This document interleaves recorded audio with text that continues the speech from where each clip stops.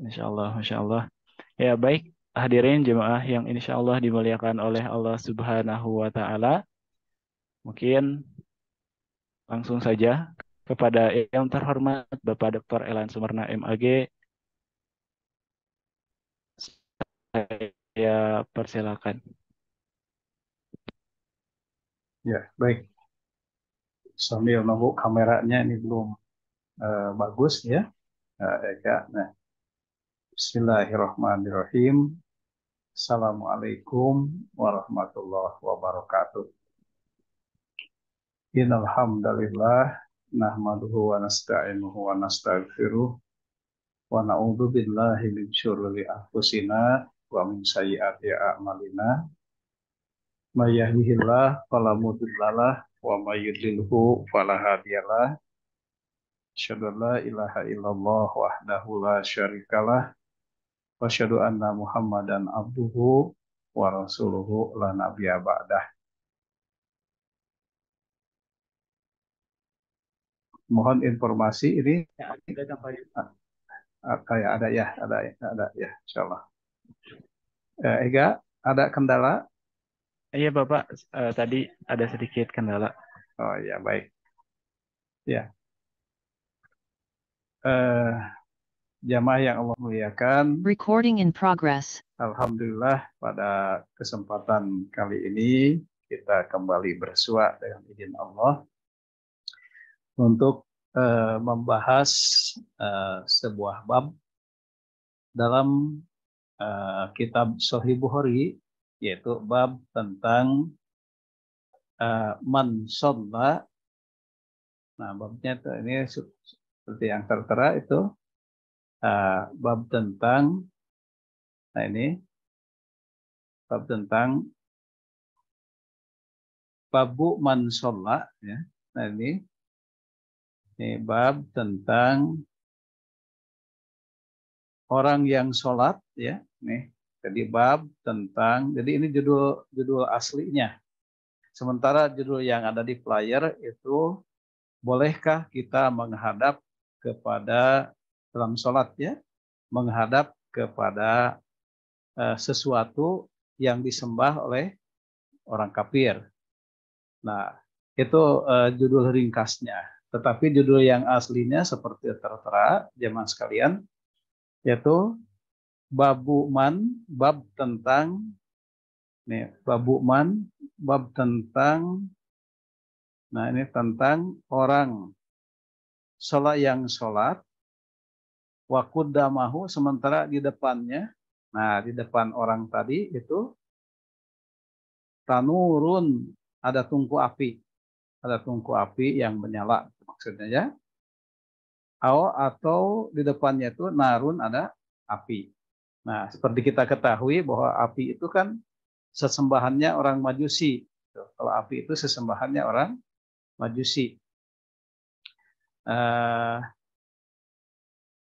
Api itu sesembahannya orang Majusi. Nah, jamaah yang Allah muliakan, apa namanya? Ini kameranya belum ini juga ya, nih belum muncul ya. Nggak apa-apa ya. Ini sambil nanti kameranya dibuka. Nah,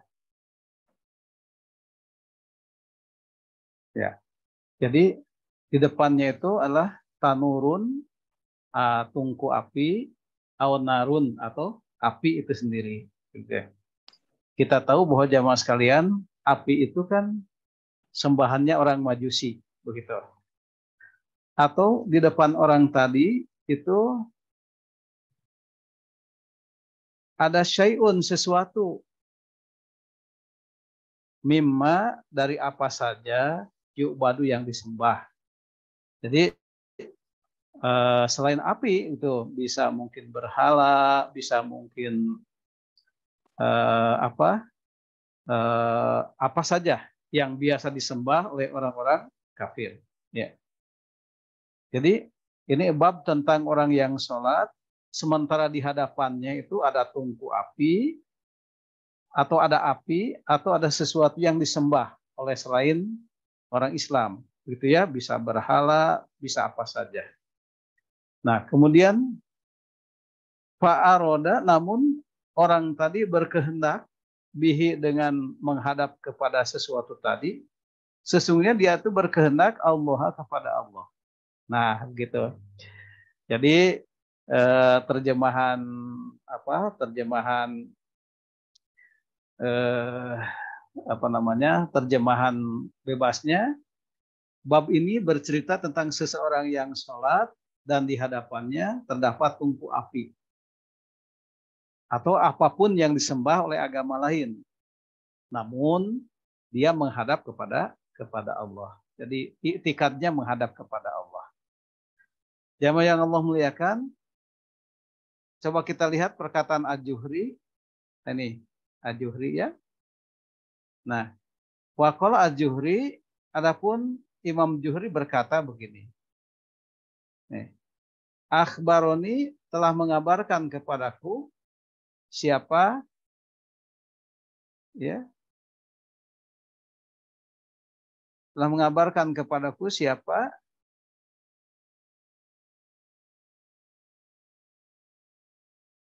Anas bin Malik, yaitu Anas bin Malik. Nah, begitu. Qala Anas bin Malik berkata, Anas bin Malik itu sahabatnya. Nah, kemudian qala Nabiyyu sallallahu alaihi wasallam, Nabi sallallahu alaihi wasallam bersabda, uridot, telah diperlihatkan alaya kepadaku an-naru, api. Begitu. Wa ana, sedangkan aku, kata Rasul, usolli, tengah sholat. Nah, begitu. Ini hadis yang diriwayatkan oleh Anas bin Malik yang mengatakan bahwa Rasul bersabda, uridot, aku telah diperlihatkan ya an-naru, api, wa ana usolli, sedangkan aku tengah sholat. Jadi maksudnya tengah sholat itu Rasul menghadap api, begitu. Nah, jamaah yang Allah muliakan, hadis ini diambil oleh Imam Bukhari sebagai judul, mengutip dari riwayat Anas bin Malik. Tentu nanti sanad dan rawinya akan kita dapati pada bagian lain dari kitab Sahih Bukhari ini. Beliau sengaja meringkas atau sengaja memutus, sanad dan rawinya tidak disertakan karena hanya dijadikan sebagai judul. Nah, jamaah yang Allah muliakan, adapun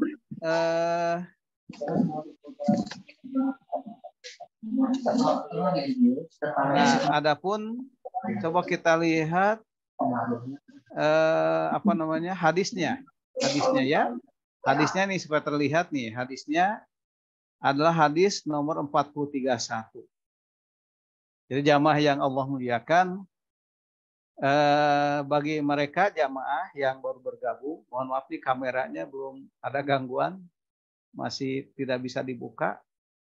Nggak tahu kalau di kampus mungkin masih ada Ega, ada siapa bisa membantu ya Gak ya? Atau Iya, yang lainnya, ini lagi gangguan nih kameranya. Mohon maaf. Jamaah yang Allah muliakan, hadisnya hadis nomor 431 nih hadisnya yang ini.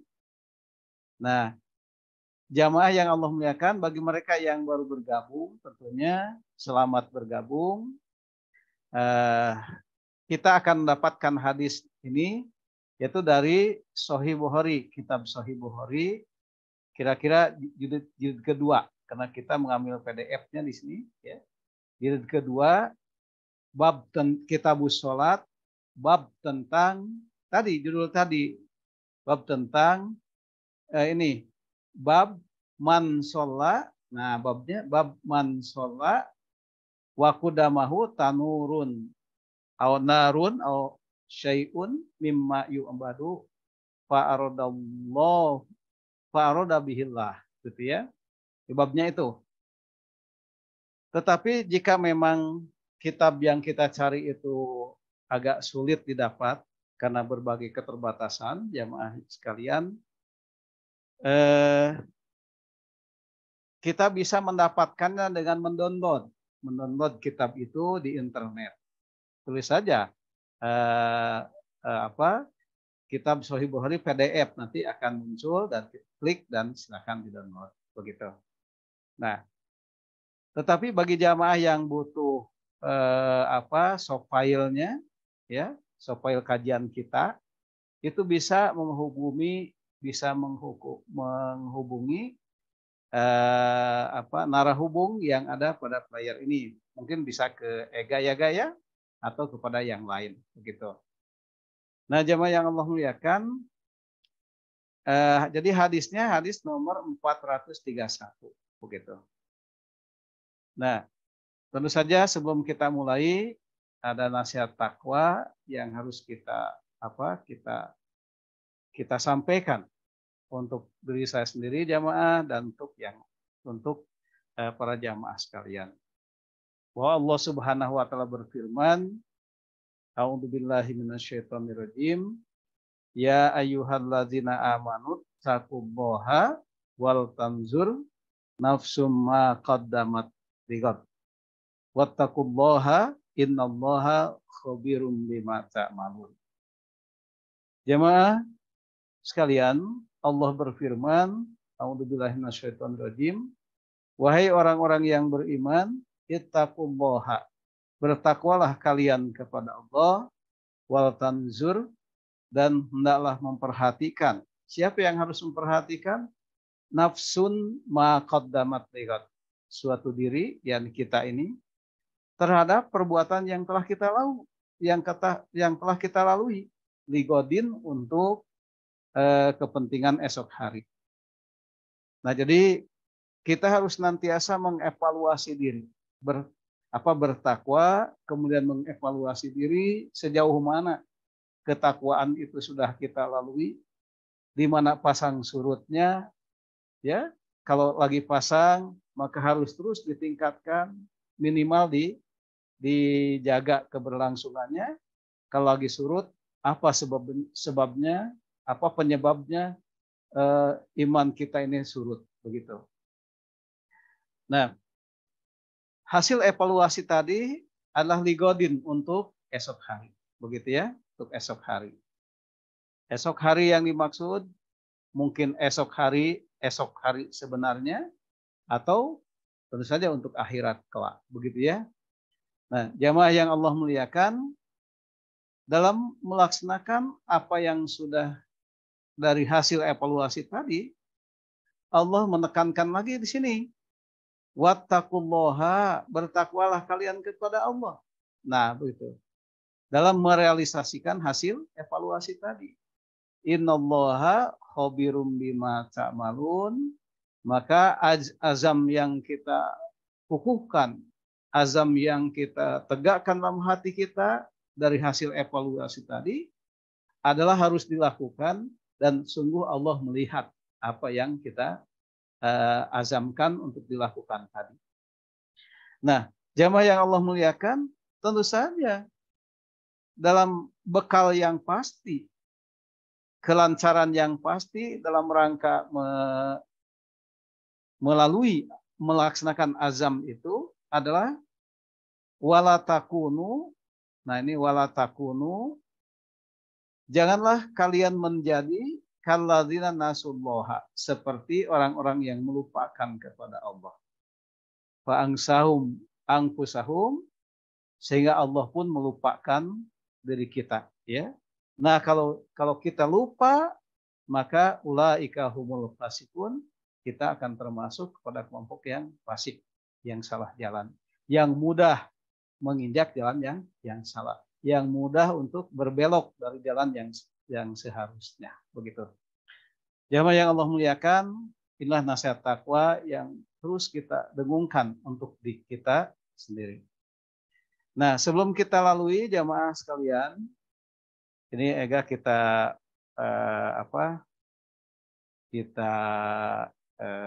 istilahnya kita sapa-sapa dulu ya. Ada ibu dan bapak sekalian yang mungkin tengah ya. Mohon maaf, ini kameranya lagi terkendala. kemudian kerabat, sahabat kerabat, dimanapun Anda berada, terima kasih sudah bergabung. Kemudian juga tentunya tidak lupa para mahasiswa dan mungkin pelajar yang Bapak cintai, ya, nih Ega dan teman-teman nih di laboratorium ya, di laboratorium Iya, ada Bapak. berapa orang tuh? Ada 1, 2, 3, 4, 5, 6, Alhamdulillah. 7, 8. Alhamdulillah, Pak. Alhamdulillah. Banyak ya, Ya. bisa mendengarkan ya. Alhamdulillah. Ya. Baik. Salam ke teman-teman ya. Baik, jamaah yang Allah muliakan. Nah, yang hadisnya atau kita mengulang dulu ya sebelum kita masuk ke hadis, kita mengulang dulu pada poin kedua nih, ya. Nah, karena bahasan ini jamaah sekalian adalah sangat nyambung dengan persoalan yang kemarin kita bahas tentang sutro, ya, tentang sutro. Sutro itu batas yang harus ditetapkan saat kita sholat, begitu. Jadi batas yang harus kita tetapkan saat kita sholat di depan kita sebagai imam atau di depan kita ketika kita sholat munfarid, gitu. Sholat sendirian ya. Ketika kita sholat sendirian, maka kita buatkan batas di depan, gitu. Kemudian saat kita sebagai imam, maka kita buatkan batas di depan juga, di depan kita. Nah, sementara makmum, batasnya adalah imam. Nah, jamaah yang Allah muliakan, kenapa dalam sholat itu kita harus membuat batas di depan, gitu ya? Nah, ini hikmahnya pertama adalah supaya pandangan kita ini tidak jelalatan, karena kita harus fokus pandangan ke batas tadi, gitu ya, ke batas tadi dalam sholat itu. Jadi kita fokus pandangan ke batas tadi dan supaya kita mudah, ya, atau supaya orang-orang itu bisa melewati kita mudah. Mudah. Jadi ada orang lewat, maka di luar batas itu, gitu ya, di luar batas itu. Makanya hadis yang kemarin kita bahas, Rasulullah itu sepertinya mewajibkan akan batas-batas itu, ya, untuk dibuat. Adapun yang dibuat oleh Rasul bisa anak panah, ya, bisa benda apapun yang menonjol, benda apapun yang menonjol yang terlihat. Nah, sekarang apakah boleh batas itu paling tidak berupa apa, gitu pertanyaannya. Nah, paling tidak batas itu adalah berupa garis-garis atau ujung sajadah kita. Nah, jadi kalau mau lewat di depan orang yang sholat, perhatikan sutrohnya. Jangan lewat di dalam sutroh, tetapi lewatnya harus di luar sutroh tadi. Nah, jadi adanya batas itu jamaah sekalian dalam rangka memudahkan kita melewati orang yang sholat di depan orang yang sholat, begitu. Dan bagi orang yang sholat supaya pandangannya tidak jelalatan kesana kemari, melainkan harus fokus kepada sutroh tadi. Namun jatuh hukumnya jamaah sekalian, jatuh hukumnya sutroh tadi adalah mustahab. Mustahab itu anjuran yang harus diperhatikan, gitu ya. Anjuran yang harus diperhatikan di atas sunnah, dia di atas sunnah. Aturan anjuran yang sangat diperhatikan, tetapi di bawah wajib, begitu. Nah, jamaah yang Allah muliakan, nah sekarang persoalannya kalau sutroh itu api atau sesuatu yang disembah oleh sesuatu yang disembah oleh orang-orang kafir, mungkin matahari, ya mungkin bulan, mungkin berhala, bagaimana? Boleh nggak? Nah, itu yang jadi persoalan. Jadi sesungguhnya jamaah sekalian ini nyambung dengan bahasan sebelumnya, ya, nyambung dengan bahasan sebelumnya.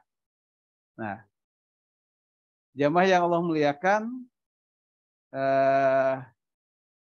baik,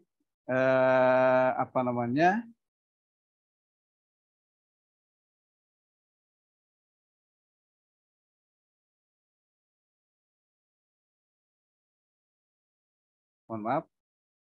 Baik, kita akan kembali ke hadis ya, kembali ke hadis nih. Baik.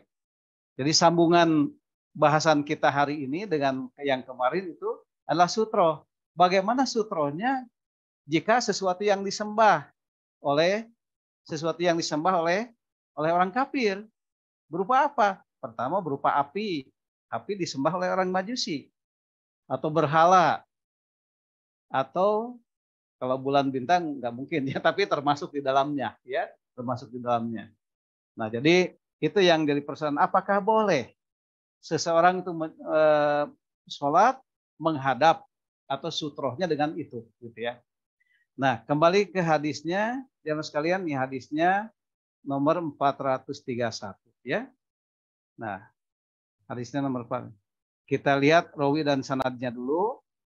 Haddatsana, telah menceritakan kepada kami. Nah, kami di sini maksudnya adalah Imam Bukhari ya, telah menceritakan kepada kami siapa? Abdullah bin Maslamah. Abdullah bin Maslamah.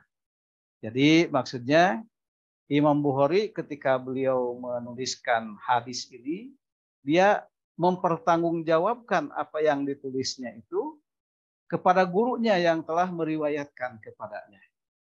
Kata beliau, hadatsana, telah menceritakan kepada kami siapa? Abdullah bin Maslamah. Nah, begitu ya. Nah, jamaah sekalian nih, jadi sesungguhnya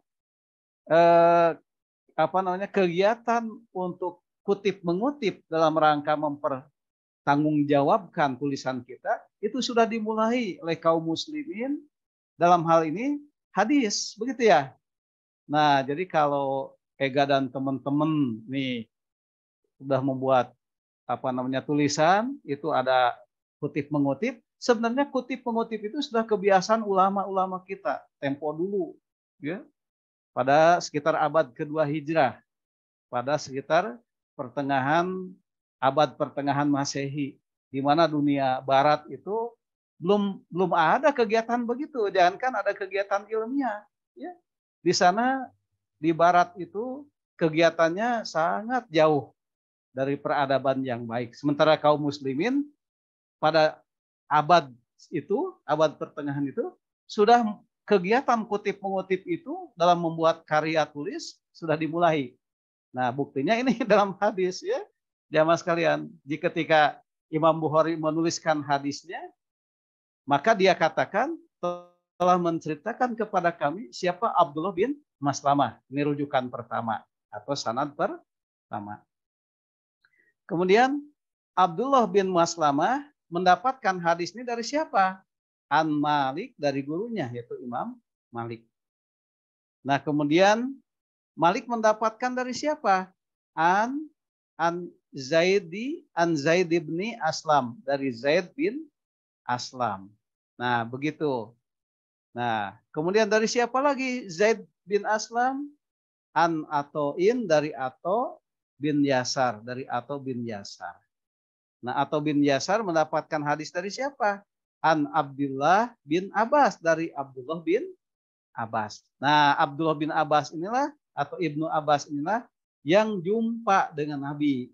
Nah, ya, yang jumpa dengan Nabi gitu ya. Karena beliau sahabat. Nah, jamaah sekalian, qala, berkata itu Abdullah bin Abbas. Nah, kata beliau, in khasafat, telah terjadi gerhana. Iya, apa yang gerhana? Asyamsu, matahari. Jadi pada zaman itu, pada saat itu terjadi gerhana matahari, begitu. Nah, kemudian fasalla, Nabi sholat, ya. Fasalla, kemudian Nabi sholat, ya. Maksudnya Rasulullah SAW sholat, ya. Jadi pada waktu terjadi gerhana itu Rasulullah SAW sholat. Tsumma qala, dan setelah sholat dia berkata, Rasul berkata, uritu, aku diperlihatkan an-naro. Nah, aku diperlihatkan api katanya. Falam aro, tetapi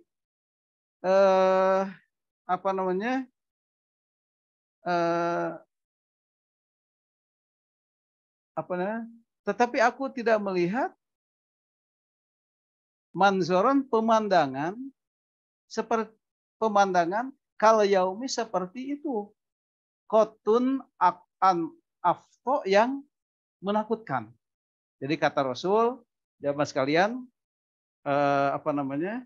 aku diperlihatkan api dan aku belum pernah sama sekali melihat pemandangan seperti itu yang amat menakutkan. Itu bahasa terjemahan bebasnya, ya.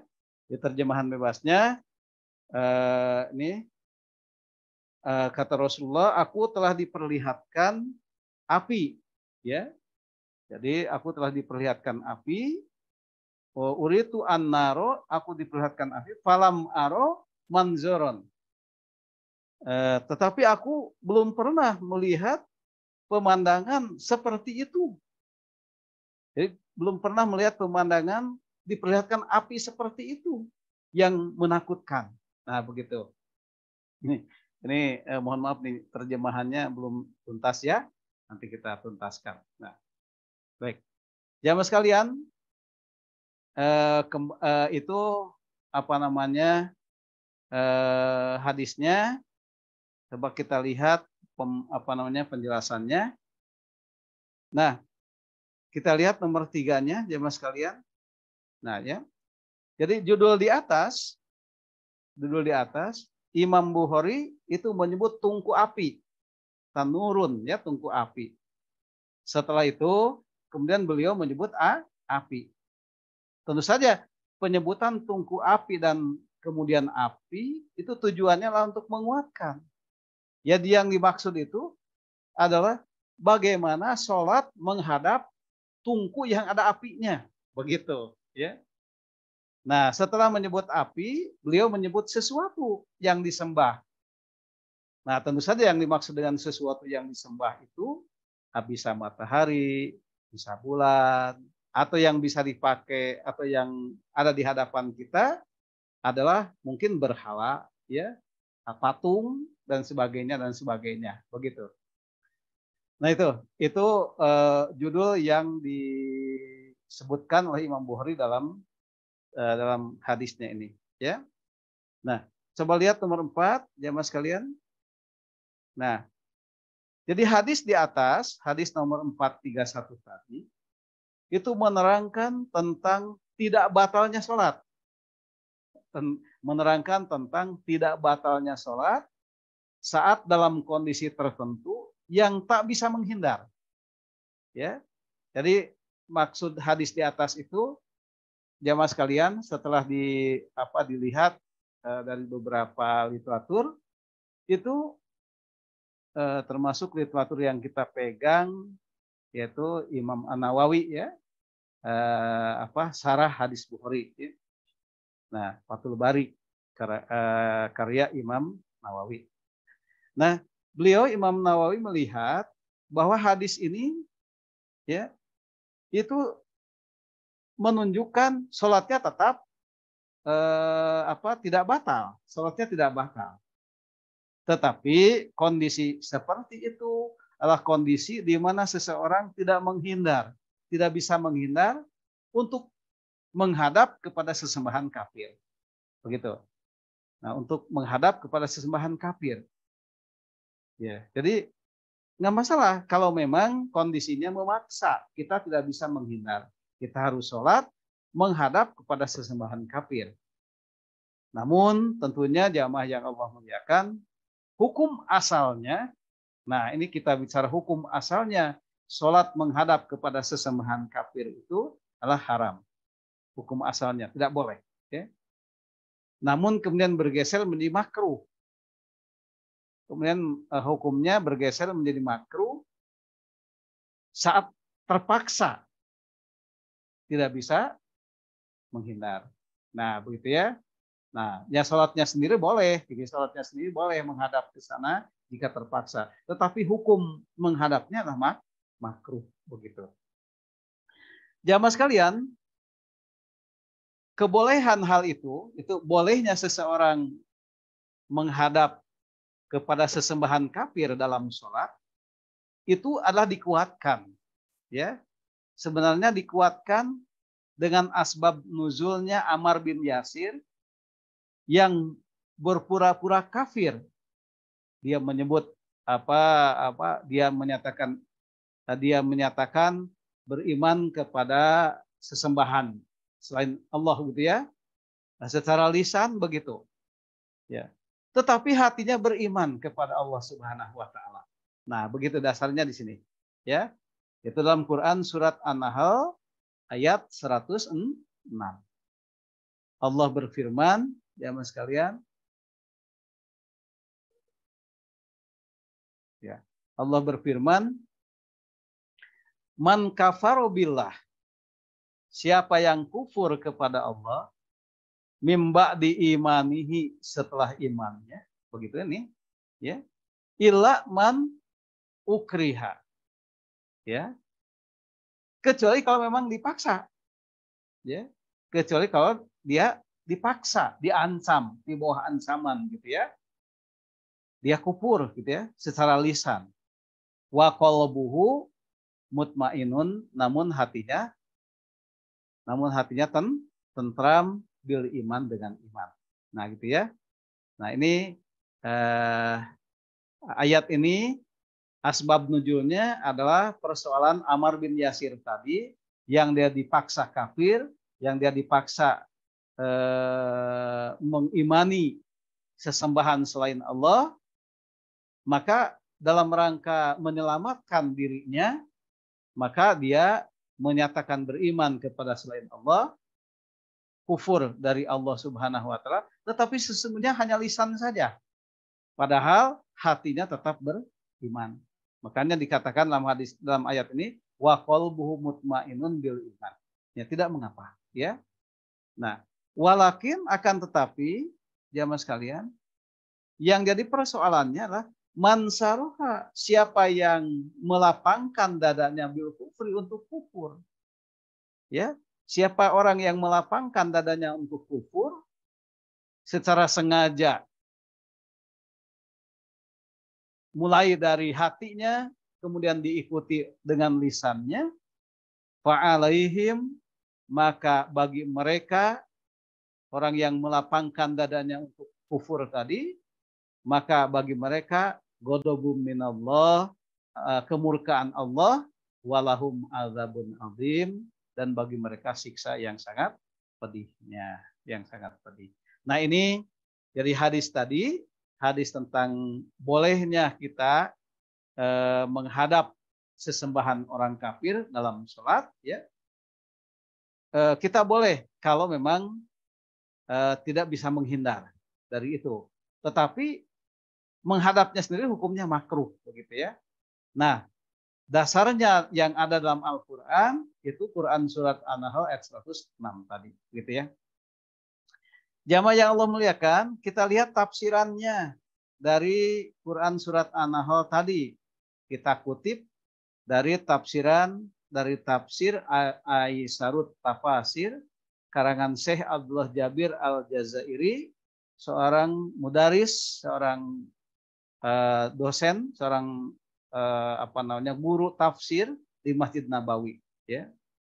Nah, kata beliau, yang dimaksud dengan illa man ukriha, nah, ya, ini adalah persoalan pengecualian, ya. Jadi ini orang yang dipaksa tadi adalah dikecualikan, bahwa mereka itu mengucapkan kalimat kufur karena terpaksa, gitu. Karena terpaksa. Sementara hatinya iman kepada Allah Subhanahu wa taala. Nah, begitu ya. Nah, sedangkan kalimat walakin man saroha bil kufri sadron, ya. Akan tetapi siapa yang membuka dadanya, melapangkan dadanya untuk kekufuran dan menerimanya dengan senang hati akan kekufuran tadi, nah, itu yang kemudian mendapatkan siksaan dan azab yang pedih dari Allah Subhanahu wa taala, begitu ya. Nah, coba kita lihat makna ayat tadi jamaah sekalian. Jadi kita bacakan, Allah berfirman, barang siapa kafir kepada Allah setelah dia beriman, kecuali orang yang dipaksa untuk mengucapkan kalimat kufur, padahal hatinya tetap tenang dalam keimanan. Dia tidak ragu, hatinya tidak goyah, tidak pula khawatir, sehingga dia hanya mengucapkan kalimat kufur itu hanya pada lisannya saja. Dan ini terjadi pada Ammar bin Yasir yang tadi dijelaskan. Gitu. Nah, orang-orang Quraisy dahulu memaksa Ammar bin Yasir itu untuk mengucapkan kalimat kufur. Dan Rasulullah Shallallahu Alaihi Wasallam mengizinkan Ammar bin Yasir untuk mengucapkannya hanya di lisan. Nah, begitu ya. Nah, itu dibolehkan kalau terpaksa seperti itu. Yang penting adalah persoalan hatinya. Namun yang pantas untuk mendapatkan ancaman, jamaah sekalian, adalah orang yang melapangkan dadanya tadi, mansaroha, ya, mansaroha tadi yang melapangkan dadanya untuk kekafiran. Dia ridho dan hatinya tenang, mutmainah hatinya dalam menerima kekufuran, maka bagi dia kemurkaan Allah. Ya, bagi dia kemurkaan Allah dan murka Allah akan menimpanya dan mereka mendapatkan azab yang pedih. Nah, itu. Nah, sehingga mereka tentu saja kembali dengan murka Allah dan mereka di akhirat akan mendapatkan siksaan yang besar. Nah, jamaah sekalian, nih kameranya susah ya nih, kenapa ya? Nggak tahu juga. Ya. Nah, iya. Nah, jamaah sekalian, ini nomor 7, coba kita lihat sebagai penguat bahasan kita. Nah, kita kembali kepada hadis niat ya. Kita kembali kepada hadis niat. Nah, innamal a'malu bin niat. Nah, itu hadisnya ya. Jadi betul bahwa segalanya itu karena niat. Ya, kalau niat yang terhunjam adalah lillah karena Allah, sekalipun fisik kita menghadap sesuatu yang dimurkai Allah begitu ya. Tetapi hati kita karena Allah itu dibolehkan, begitu ya. Nah, itu. Jadi kesimpulannya jamaah yang Allah muliakan bahwa bagaimana hukumnya kita sholat di depan sutro. Nah, sutro itu pembatas tadi ya. Di depan sutro sesuatu yang disembah selain Allah, ya. Mungkin api, ya, sembahan majusi. Mungkin lain sebagainya termasuk berhala. Boleh nggak? Boleh. Ya, hukumnya boleh kita lakukan sholat di sana, tetapi menghadapnya makruh. Hanya kebolehan tadi disebabkan karena memang kita dalam keadaan yang terdesak, terpaksa, tidak bisa menghindari. Nah, begitu. Nah, begitu. Ega, jamaah yang Allah muliakan, itu bahasan kita. Ya, semoga Allah memberikan keberkahan atas bahasan kita ini. Terima kasih. Silakan Ega. Ya, baik. Alhamdulillahirrabbilalamin. Terima kasih banyak kepada yang terhormat Bapak Dr. Elan Sumarna MAG yang telah menyampaikan ilmunya kepada kita semua. Insya Allah, semoga amal kebaikan beliau berbuah pahala jariah, khususnya bagi beliau, Bapak Dr. Elan Sumarna MAG, juga umumnya bagi kita semua yang mendengarkan. Amin, ya Rabbal Alamin. Baik. Hadirin jemaah yang insya Allah dimuliakan oleh Allah Subhanahu wa Ta'ala. Untuk selanjutnya, saya buka sesi tanya jawab. Barangkali dari Bapak, Ibu, Akang, Teteh, dan teman-teman sekalian, ada yang masih ingin ditanyakan? Silakan bisa langsung mengangkat tangannya, raise hand, atau menuliskan pertanyaannya di kolom komentar, kolom chat gitu. Oke, baik. Alhamdulillahirrahmanirrahim. Di sini sudah ada Bapak Ustadz Rohman yang ingin menyampaikan pertanyaan. Oleh karena itu, langsung saja kepada yang saya hormati, Bapak Ustadz Rohman, saya persilakan. Mangga Bapak. Kang Ega, Assalamualaikum Ya. warahmatullahi wabarakatuh. Waalaikumsalam warahmatullahi wabarakatuh. Ustaz Rahman. Pak Punten ya Ustadz, kamerana Pak lagi Ustadz. bermasalah. Iya, Pak Ustadz. Mangga. Iya, tadi yang saya simak itu bahwa dalam sholat, kalau memang terpaksa begitu Pak ya, Iya. jadi hukumnya menghadapnya makruh, tapi sholatnya sah begitu Pak ya, tidak usah diulang ya. Iya. Gak usah, Iya. sholatnya sah. Sholatnya sah ya. Ya, termasuk juga tadi sempat pada yang terjadi kepada Amr bin Yasir ya, ketika dipaksa dengan ancaman begitu untuk mengatakan kekufuran, tapi tidak dengan lapang dada, hanya sebatas lisan, Allah ampuni begitu Pak ya. Dan Rasul izinkan begitu, termasuk tadi di ayat 106 surat An-Nahl ya Pak ya. Iya, 106 surat An-Nahl. Tapi kalau dengan kelapangan menerimanya dengan senang hati, mungkin adab yang sangat besar, ada bun adim ya Pak Ustadz ya. Iya. Jadi ini saya pernah kejadian gitu ketika kita main di tempat bukan orang muslim seperti di Bali lah gitu ya. Saat kita kan kalau sajadah mukena itu kan pasti bawalah seperti itu. Ketika itu ya kita berteduh di bawah apalah namanya bangunan Bali kan seperti itu ya, ada kayak dewa-dewa apa namanya bentuk bangunannya begitu, dewa-dewa sembahan mereka lah gitu ya. Nah, karena kita kehujanan dan sebagainya, kemudian tempat berwudunya ada, karena ada toilet di sana, kita berwudu, ngapa saja ada di bawah itu begitu. Itu kan salah satu juga karena keterpaksaan. Kalau kita tidak sholat di situ, mungkin tidak keburu gitu waktunya, karena di sana juga masjid susah Pak ya, cari masjid.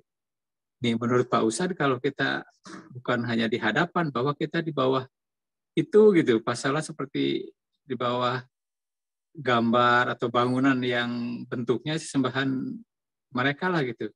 Itu menurut Pak Ustadz seperti apa gitu Pak hukumnya? Nanti apa harus kita diulang lagi ketika setelah pulang dari situ atau memang sah sholatnya itu Pak? Ya. Mohon Ya. penjelasan. Ya, baik, terima kasih Pak Ustadz Rahman. Jazakallahu khairan atas bahasannya, jamaah sekalian.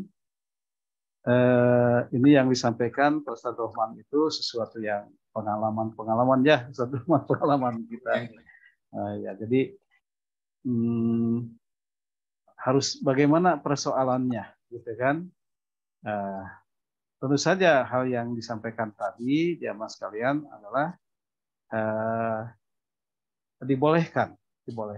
Karena tetapi kalau kita memang punya kuasa untuk menurunkan salib, misalnya menurunkan apapun di hadapan kita, ya diturunkan dulu, dibersihkan dulu. Gitu. Jadi kalau memang kita punya kuasa, ya artinya kita sholat di gereja, misal kita sholat di gereja, di hadapan kita itu ada patung Bunda Maria, nah atau salib, nah gitu kan. Nah, bagaimana nih? Boleh saja, begitu, boleh saja. Kalau bisa minta izin menurunkan dan lain sebagainya, ya kita turunkan dulu, kita bersihkan dulu, gitu. Tetapi kalau kita tidak punya izin, ya daripada persoalannya ditambah masalah, ya. Nah maka menghadap kepada sesembahan selain Allah tadi itu boleh saja kita sholat di hadapannya, baik di hadapan atau di atasnya, begitu yang seperti yang disampaikan Pak Rahman tadi, ya, atau di atasnya. Seperti tadi, sesuatu itu boleh berhala, sesuatu itu boleh matahari, yang ada di atas kita, sesuatu itu apapun, begitu ya. Nah, gitu ya. Artinya ada seseorang yang dipaksa di bawah ancaman untuk melakukan sholat menghadap ke matahari atau menghadap ke bulan begitu, misal begitu ya. Nah, ya boleh saja dalam rangka menyelamatkan jiwa kita, kita sholat menghadap ke sana, ya. Tetapi hatinya tetap beriman. Sholatnya sah, kemudian apa? Hanya sholatnya sah dan menghadap kepadanya boleh, tetapi hukum menghadapnya makruh. Hukum menghadapnya nama makruh. Nah, begitu. Demikian Pak Ustadz Rohman, alhamdulillah. Jadi yang penting adalah kondisi hatinya. Kalau orang munafik kan terbalik. Kalau orang munafik itu lisannya beriman, hatinya kufur. Kalau kita dalam keadaan dipaksa, maka lisan kita boleh kufur, tetapi hati kita tetap iman. Nah, itu yang jadi itu jamaah sekalian. Demikian Pak Ustadz Rohman, alhamdulillah. Wallahu a'lam. Ya, baik. Berarti Bapak izin mereview kembali ya Bapak. Ya, Berarti silakan. memang kalau melihat menghadapnya itu makruh ya Pak. Tapi kalau sholat di situ juga boleh. tetap sah. Nah, apabila kita memiliki kuasa gitu ya Pak, memiliki kemampuan, alangkah baiknya patung atau simbol-simbol dan lain sebagainya itu diturunkan terlebih dahulu. Ya. Namun Yang disebut apabila disebut kuasa di sana maksudnya diizinkan.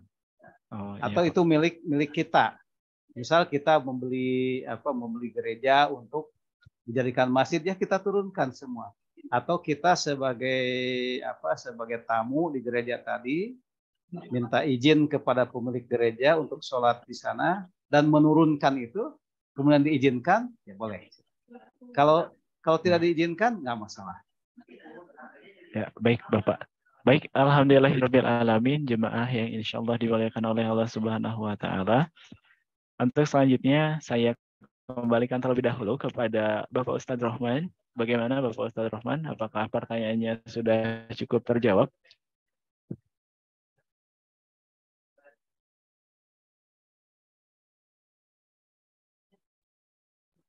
Sepertinya masih termute, Bapak.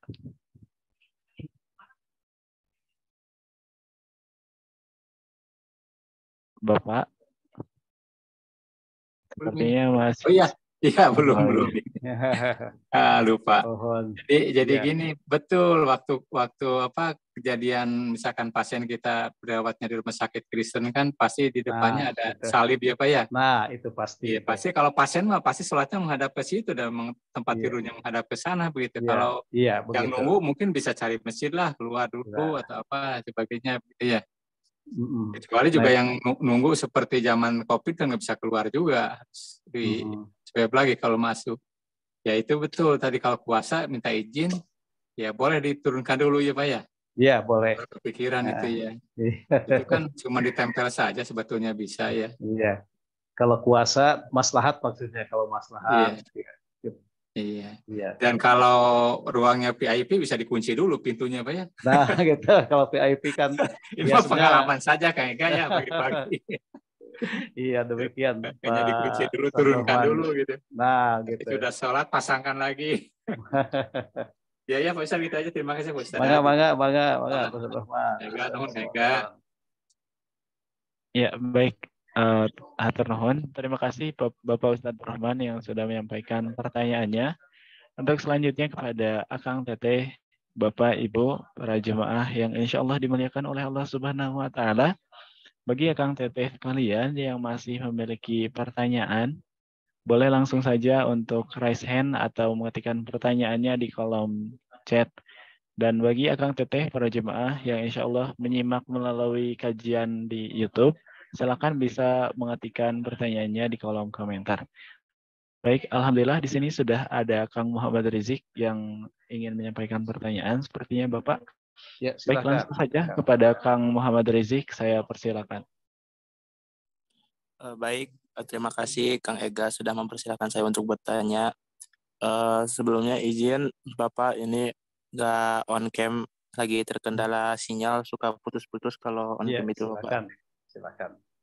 Baik Bapak, terkait pertanyaannya kan dari pematerian sebelumnya itu mengenai sholat jika di hadapan kita itu sutrahnya itu misalnya api gitu ya, apa yang merupakan sesembahannya orang-orang Majusi. Nah, bagaimana Bapak kalau misalnya kasusnya itu kita misal sholat tapi berada di kosan yang ruangannya sempit dan saat kita menghadap kiblat itu ternyata di hadapan kita itu kamar mandi, Pak. Sedangkan Hmm. kamar mandi itu tempat membersihkan najis.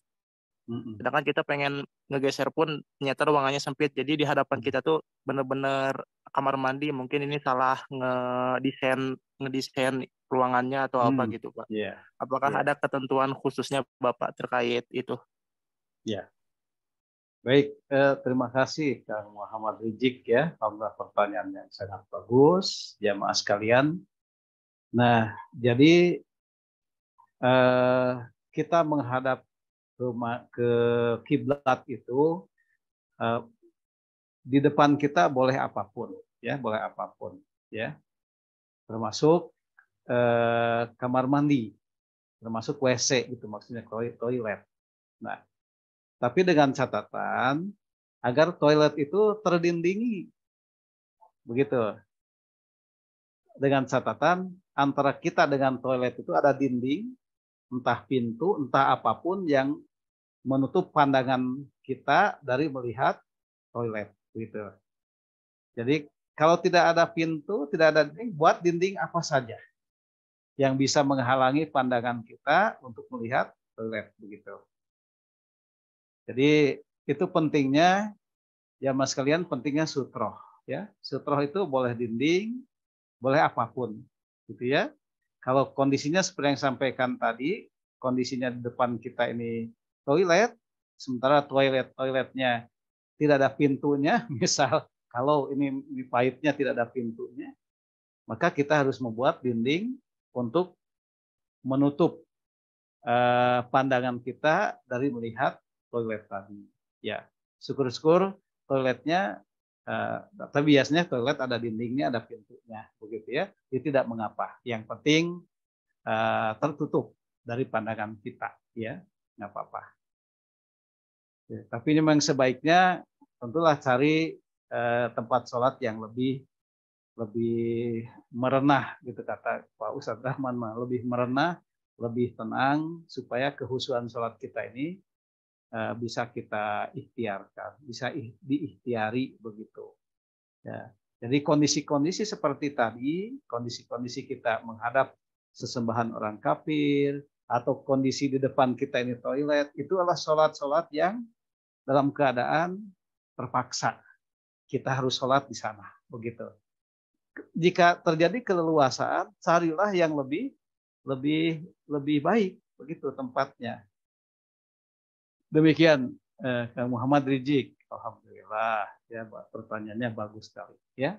Nah, kembali ke Ega. Ya, baik Bapak. Jadi yang saya garis bawahi itu sebetulnya sedikit mengulang kembali pentingnya sutroh ya Bapak, yang mungkin para jemaah juga. Jadi agar pandangan kita tidak berfokus kemana-mana, tidak berfokus ke depan kita, karena tapi fokus ke bawah kita gitu ya. Oke, baik. Mungkin seperti itu Kang Muhammad Rizik. Saya kembalikan lagi kepada Kang Muhammad Rizik. Bagaimana? Apakah sudah cukup terjawab atau ada yang ingin ditanyakan kembali? Ya, alhamdulillah sudah terjawab. Hatur nuhun Bapak. Sami-sami, Rizik. Ya, baik. Alhamdulillahirabbil alamin. Untuk selanjutnya silakan kepada para jemaah yang insya Allah dimuliakan oleh Allah Subhanahu wa Ta'ala. Bagi jemaah yang masih memiliki pertanyaan, bisa langsung saja mengaktifkan fitur raise hand atau mengetik pertanyaannya di kolom chat. Dan bagi jemaah yang menyimak melalui tayangan di YouTube, silakan bisa mengajukan pertanyaannya melalui kolom komentar.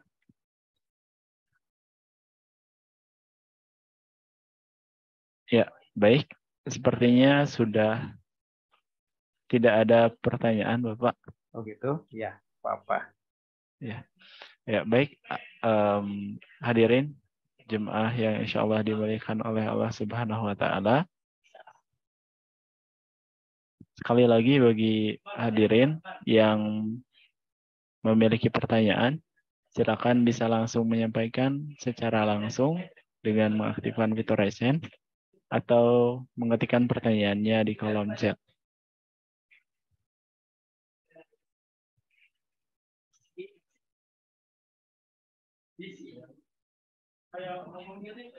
Atau hal lain boleh, nggak apa-apa dari itu, dari apa yang sudah kita bahas. Boleh, nggak apa-apa. Ya, silakan kepada hadirin, akang, teteh, ibu, bapak yang memiliki pertanyaan, baik itu tentang yang tadi disampaikan ataupun mengulang bahasan sebelumnya, atau hal lain yang ingin disampaikan atau ditanyakan, silakan bisa langsung menyampaikan dengan mengaktifkan fitur raise hand atau mengetikkan ya di kolom chat. Dan bagi hadirin yang menyimak tayangan ini di YouTube, silakan bisa mengetikkan pertanyaannya di kolom komentar. Ya, sambil menunggu saja, ya. Iya, Nah, Bapak. jadi jamaah sekalian, pertama mohon maaf ini terkendala kameranya, jadi saya tidak bisa membuka kamera. Insya Allah sudah terlihat ada yang lain-lain begitu ya. Nah, yang kedua hukum sutroh. Jadi sutroh itu bisa berupa apa saja. Yang penting ada batas misal sajadah. Jadi kalau kita lewat orang yang sholat begitu, maka perhatikan sutrohnya mana. Begitu. Mungkin setiap orang itu tidak semua tahu ada kewajiban membuat sutroh. Maka kita yang akan lewat memperhatikan bagian mana kira-kira yang boleh kita lewat. Begitu. Mungkin di depannya ada sajadahnya, kita lewat di luar sajadahnya. Atau di depannya ada garis-garis, kita di luar garis-garis itu. Karenanya kalau kita melewat orang yang sholat, di hadapan orang yang sholat, itu ancamannya sangat serius gitu dari Allah Subhanahu wa taala begitu. Makanya perhatikan sutrohnya, apa saja yang membatasi orang yang sholat itu sehingga kita bisa melewat orang yang sholat tadi di luar sutroh yang mungkin kita harusnya menentukan sutrohnya karena umumnya orang tidak tahu bahwa sholat itu harus pakai sutroh begitu. Maksudnya mustahab pakai sutroh gitu ya. Nah gitu. Itu yang pertama. Yang kedua, yang ketiga jamaah sekalian, sutroh itu ternyata kalau kita terpaksa, bolehlah sutrohnya itu sesuatu yang disembah oleh selain Allah. Begitu. Kalau kita dalam kondisi terpaksa, tidak ada jalan keluar. Begitu. Nah oleh karena itu, yang jadi persoalan adalah bahwa innamal a'malu binniyat. Niat itulah yang harus kita kukuhkan bahwa segala yang akan dilakukan itu betul-betul hanyalah menghadap kepada Allah Subhanahu wa taala. Demikian mungkin Ega, kalau tidak ada, nggak apa-apa kita tutup. Iya, baik. Terima kasih banyak Bapak atas tambahannya. Baik, hadirin jemaah yang insya Allah dimuliakan oleh Allah Subhanahu wa Ta'ala. Dikarenakan sepertinya sudah tidak ada lagi pertanyaan dan juga dikarenakan waktu yang sudah menunjukkan pukul 17:02, maka sesi tanya jawab pada kesempatan kali ini dicukupkan sekian. Terima kasih kepada para jemaah yang sudah berpartisipasi aktif dalam sesi tanya jawab. Baik hadirin jemaah yang insya Allah dimuliakan oleh Allah Subhanahu wa Ta'ala. Marilah kita lanjutkan kegiatan kajian pada sore hari ini pada sesi selanjutnya, yaitu sesi tanya jawab yang akan secara langsung, yaitu sesi doa bersama yang akan secara langsung dipimpin oleh yang terhormat Bapak Dr. Elan Sumarna MAG. Oleh karenanya, kepada yang terhormat Bapak Dr. Elan Sumarna MAG, saya persilakan. Monggo Bapak. Baik. Allahumma sholli wa sallim ala sayyidil mursalin Muhammadin wa ala alihi wa sahbihi ajma'in. Allahumma gfir lil muslimina wal muslimat lil mu'minina wal mu'minat al ahya minhum wal amwat bi rahmatika ya mujibad da'wat. Allahumma rabbana zalamna anfusana wa ilam taghfir lana wa tarhamna lanakunanna minal khasirin. Allahumma rabbana la tuzigh qulubana ba'da idh hadaitana wa hab lana min ladunka rahmah innaka antal wahhab. Allahumma rabbana tsabbit qulubana ala dinik. Allahumma rabbana zidna ilman nafi'an warzuqna fahman wasi'an ya arhamar rahimin. Subhana rabbika rabbil izzati amma yasifun wa salamun alal mursalin walhamdulillahi rabbil alamin. Amin ya rabbal alamin. Hadirin jemaah yang insya Allah dimuliakan oleh Allah Subhanahu wa Ta'ala, tibalah kita di penghujung acara kegiatan kajian hadis Sahih Bukhari pada kesempatan sore hari ini. Saya Ega Nasruddin mengucapkan terima kasih yang sebesar-besarnya pada hadirin jemaah yang insya Allah dimuliakan oleh Allah Subhanahu wa Ta'ala yang telah bergabung pada kesempatan kajian sore hari ini. Juga mohon maaf atas segala kesalahan dan kekurangan selama menjadi pembawa acara pada kegiatan kajian sore hari ini. Oleh karenanya, marilah kita tutup bersama acara kegiatan kajian hadis Sahih Bukhari pada sore hari ini dengan hamdalah bersama-sama. Alhamdulillahirabbil alamin.